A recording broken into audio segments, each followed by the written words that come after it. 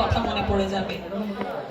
আমার মার কাছে শুনলাম আপনারা দীর্ঘ 29 বছর পরে আবার মিলিত হয়েছেন, কিন্তু সেই ছেলেবেলার স্মৃতি আবার আপনাদের সবার মনে পড়ে যাবে, তাই কবিতাটা উৎসর্গ করলাম আপনাদের জন্য। কাজলা দিদি লিখেছে যতীন্দ্র মোহন বাগচি। বাঁশবাগানের মাথার উপর চাঁদ উঠেছে ওই, মাগো আমার শোলকবালা কাজলা দিদি কই। পুকুর ধারে নেবুর তলে থোকায় থোকায় জনক জলে, ফুলের গন্ধে ঘুম আসে না একলা জেগে রই। মাগো আমার শোলকবালা কাজলা দিদি কই।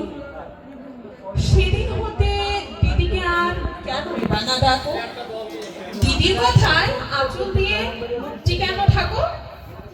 খাবার খেতে আসি যখন দিদি বলে ডাকি তখন, সেগুলো থেকে কেন মায়ের দিদি আসে না গো। আমি ডাকি তুমি কেন চুপটি করে থাকো। বল মা দিদি কোথায় গেছে, আসবে আবার কবে।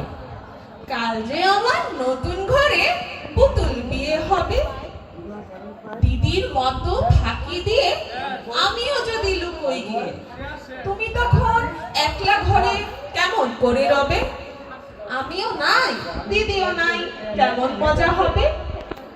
ভুই চাপাতে ভরে গেছে শিউলি গাছের তল, মারাস না মা পুকুরে থেকে আনবি যখন জল।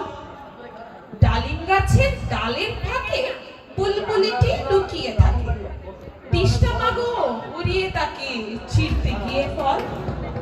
দিদি এসে শুনবে যখন বলবি কি মা বল। বাঁশবাগানের মাথার উপর চাঁদ উঠেছে ওই, এমন সময় মাগো আমার কাজলা দিদি কই। ধন্যবাদ।